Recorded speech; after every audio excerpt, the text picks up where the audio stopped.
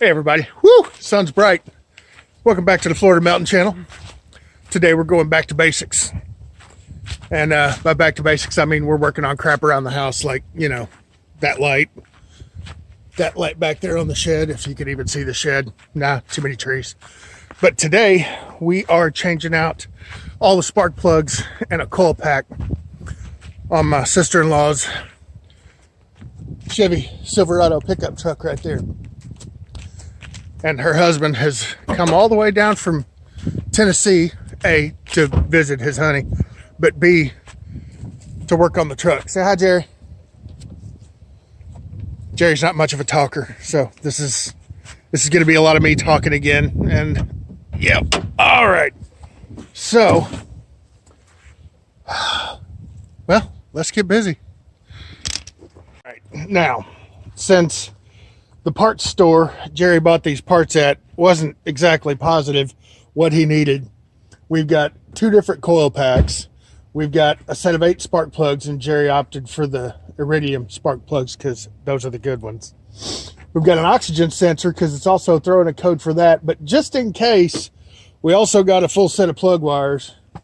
And we're going to get busy on this, but, you know, first things first, Florida Mountain don't like to get dirty, so we're going to glove up. Because I hate when my hands get dirty. Just ask my wife, she'll tell you. All right, everybody, here we go. Time to get busy.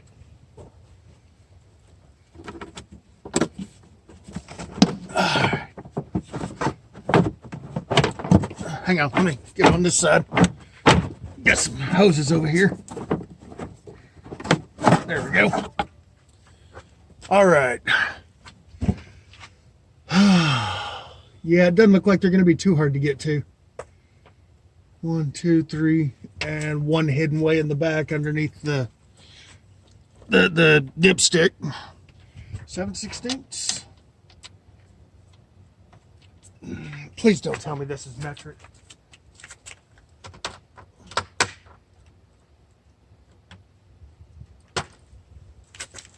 That might be too big. That's too big, isn't it? Yeah, it's too big. Damn it.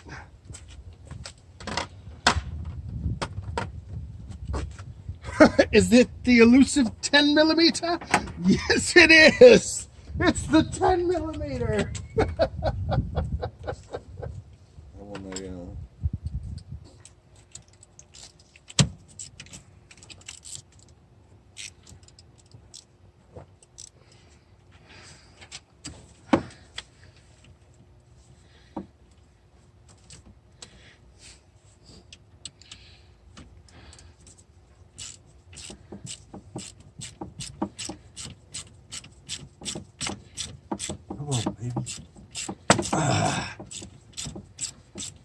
All right. Why is this one actually having to crank all the way off?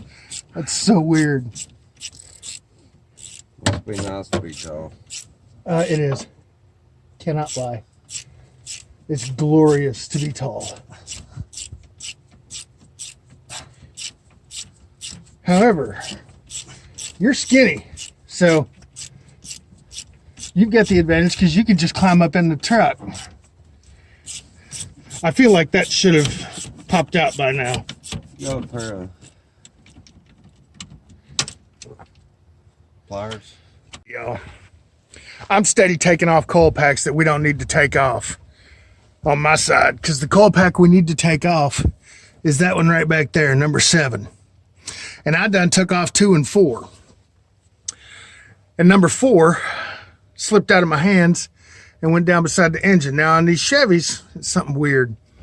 The coil pack is attached right here. And then the wire goes into the coil pack like so, and down to the spark plug that's way the hell down here. So yeah, spark plug down here, coil pack up here. I've never seen that design before. I've always seen the coil pack plugs boop directly into the spark plug. So that was my thinking, is pull the coil packs off to get to the spark plugs. But apparently this Chevy Silverado had some idiot engineers. So yeah, now we're having to work a little wonky. And Jerry has gone and got the step stool so that he can reach down and grab the part that I dropped. Yeah, you took the coil pack off, but Yeah, I didn't need to take the coil pack off because apparently the spark plugs are underneath the coil packs. Yep, and the bolts for it are right here inside the spark plug box. And the one beside it, which I also didn't need to take off. All right, more content coming in a minute. So now we're gonna take off the coil pack that we actually need to take off. And that would be this one. Oh, wait, too much extension.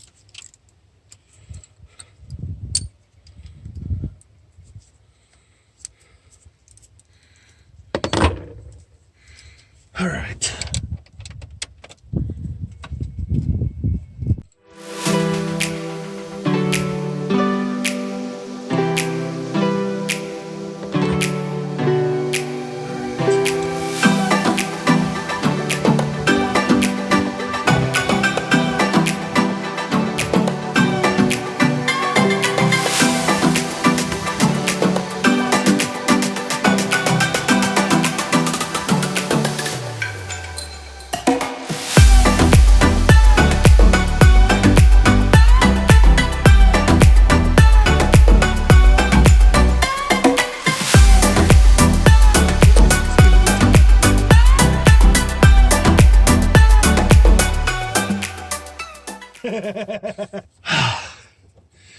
Got it.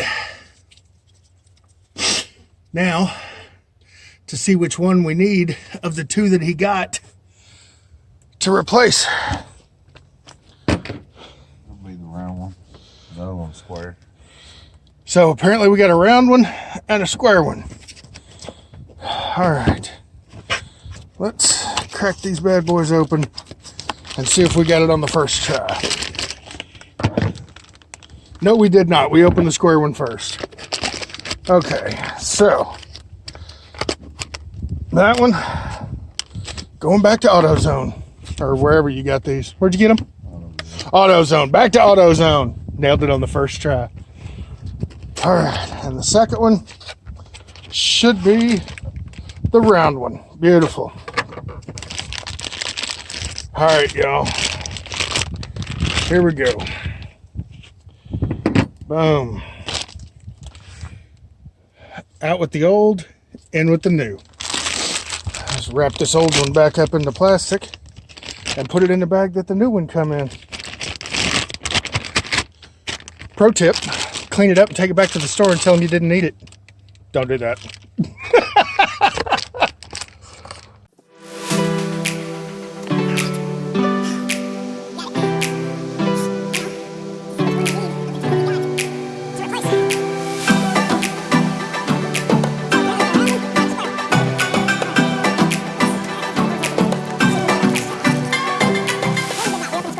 Why are you slacking, Jerry?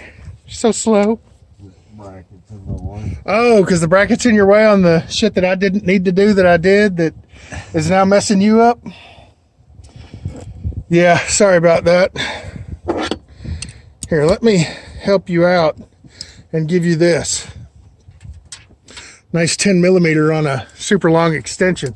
It's not magnetic, I don't believe.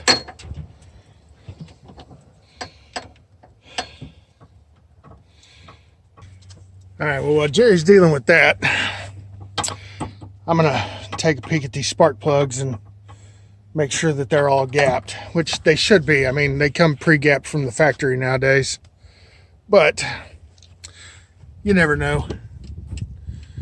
So let's get to checking.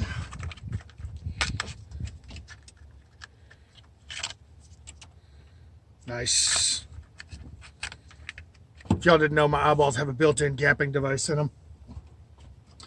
I can see if the gaps are perfect or not. You get one of those implanted when you come to Florida. Beautiful.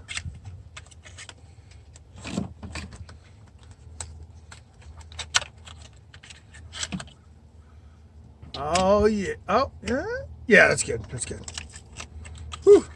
Sun was in my gap eye for a second. Oh yeah, there we go. Yeah, these are all pre-gapped, Jerry. We are good to go. Because, of course, you know, you check 4, you know all 8 of them are good.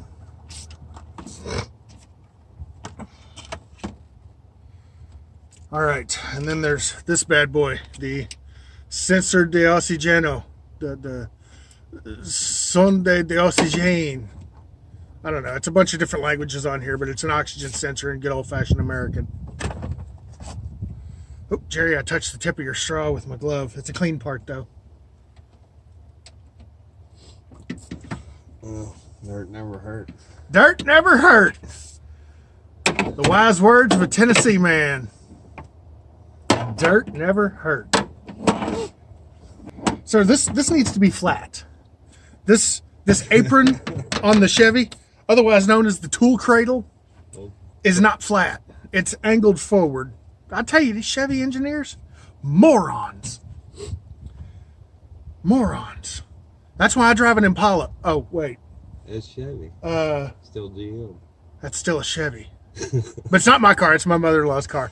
My car is the Lincoln right there. That's a Ford product, son. Don't look at the Buick behind me. Don't worry about that GM product. That's my wife's car. Morons. Yeah. What is it, about 50 degrees out here today? Something like that? It's a chili booger. It's a chili booger. Let me take a peek at these ignition wires and see what we're looking at here. Yeah, these, Jerry, these don't, I'm not sure they're going to be necessary. Unless you just want to change them. Are you changing the ignition wires too? Yeah, let's do it. Turn up anyway. All right. And they're all the same length, so it don't matter.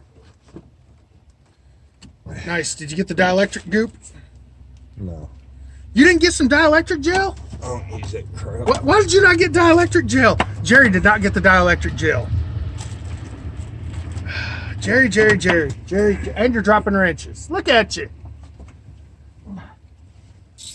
That's just a way for them to take your money. This is the best part of a ratchet right here. It also doubles as a party favor. Yeah! I don't know. But these these ignition wires did come with the sweet sleeves so that you could dress them up a little bit. So you're not looking at bare wires with half rubbed off gold writing on them. You just cover them up with these sleeves. Teeth. The original tools.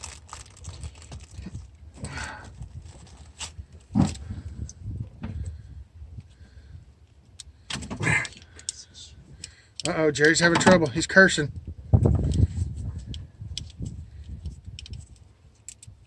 Oh, never mind. He needs to get the plugs out. So he needs this bad mamma jamma. God, that sun is bright. Do what you do, Jerry. I'm going to watch you get some plugs out real quick. And by watch you, I mean I'm going to hold that camera right there and watch you struggle. Let me show you something here. The first spark plug we took out looks like this. The spark plug he just took out is caked in oil. Y'all see that? Spark plugs are not supposed to have gold around the base. So we apparently have a spark plug that was having trouble firing. Which might be why this truck was only getting 6.2 miles to the gallon. Is that about right, 6.2? The way she drives it, yeah. The way she drives it, yeah. Paint a big number 3 on the side of this bad boy. Chevy. All right, y'all. Second step in doing any vehicle repair. We just did it. We're like 5 steps in and we just did the second step. Disconnect the battery. First step, of course, was putting on the gloves. Second step, disconnect your battery. Because, A, you don't want to fry anything. We did not fry anything. But apparently disconnecting the battery will also assist in resetting the codes that the vehicle is throwing up at you. So, yeah, reset the codes, disconnect your battery. We're reinstalling spark plugs right now. One at a time, slow going. Don't over tighten your spark plugs, folks. Yeah, so see you back in a few. All right, y'all. Got 2 done on this side. Got number 1 and number 3 completed, reconnected to their respective coil packs, 1 and 3.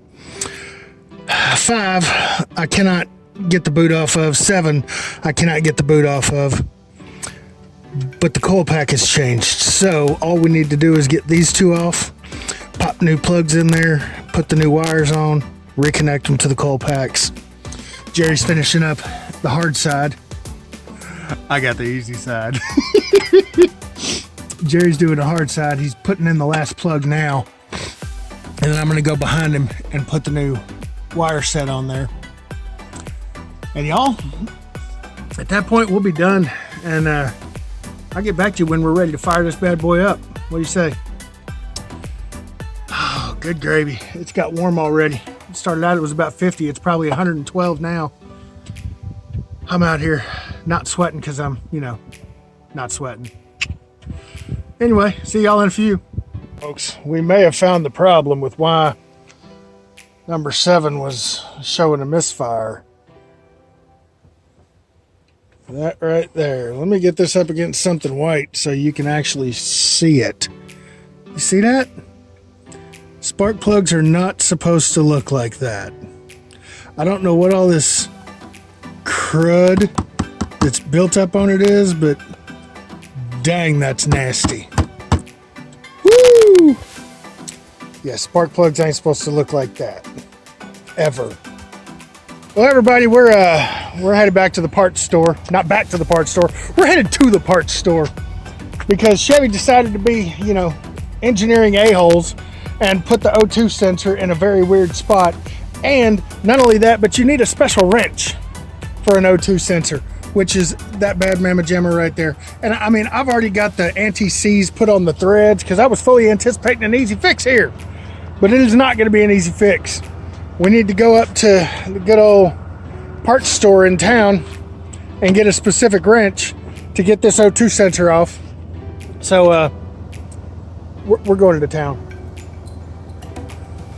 And we're taking another Chevy to do it. Takes a Chevy to fix a Chevy. See y'all at the parts store. Y'all, we have arrived at B&L Auto Parts. And we're gonna go in here and get this O2 sensor wrench, and I'm gonna ask you about the fuel pump or the fuel filter for my honey's Buick. We're gonna see what we can figure out. Woo, dude, they're only open till noon today. We got here just in time.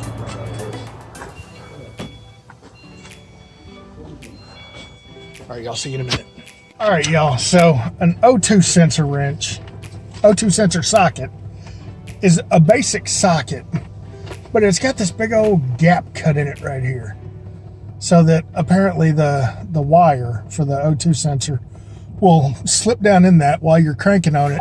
The wire is just steady going around. Jerry, put your seatbelt on. I'll put my seatbelt on too, but we're not moving right now. See, not moving. Still at B&L Auto Parts. Now, if you're ever in the Woodville area and you're in need of auto parts, right there, B&L Auto Parts. It's a good dude, good man. Name's Luke. He's been here forever, and he is an incredibly fair-priced auto parts retailer. So, if you're ever in Woodville, Florida, hit this man up if you need some auto parts. Hell, if you're in Tallahassee, if you're in Crawfordville, come here for your auto parts. The man's a saint. So, anyway, see y'all back at the house. All right, y'all, we're back at the house. And Jerry has crawled himself up under the truck and is getting ready to change out this O2 sensor. And see, folks, beach mats are handy even when you're not at the beach. Jerry's gonna stay clean today. Right, Jerry? Trying. Jerry's done with the O2 sensor. And now it's time for me to do my job here, and I get the hard job. I got to put the battery back on. Oh, Sparky, Sparky, Sparky, Sparky.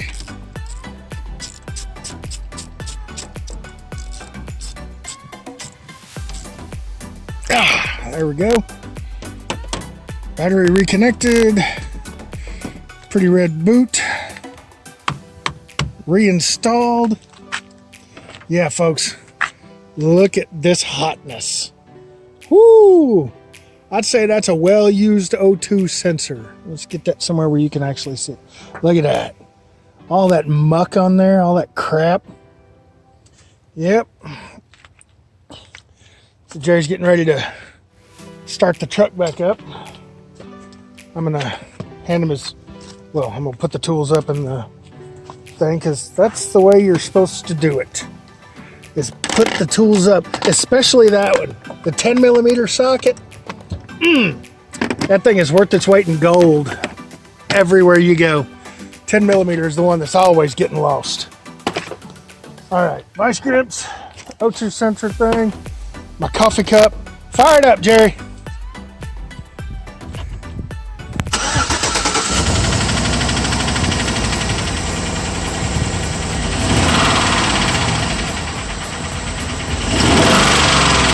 That don't sound right at all.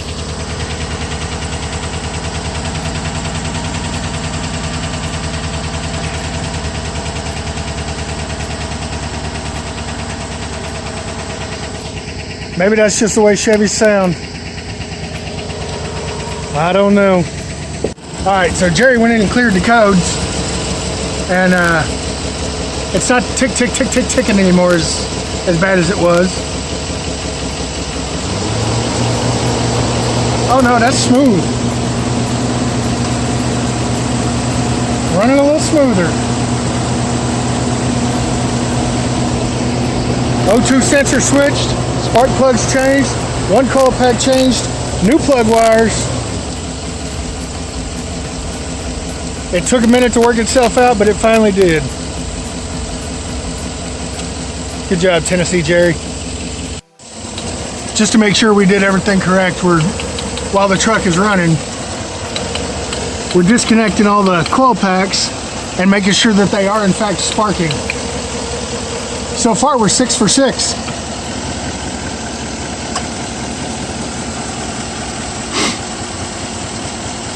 It's all right, Jerry, you can reach it. I'm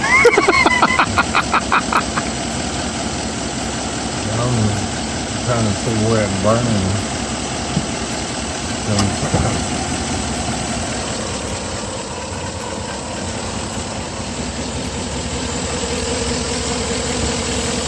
Could it be the anti-seize on the O2 sensor? That could be. 2 more.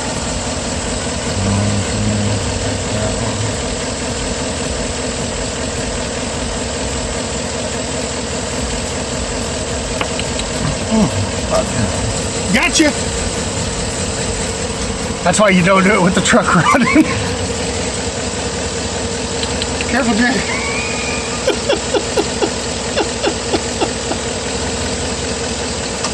You know I'm not laughing at you, right? I've done that too on a lawnmower before. It sucks.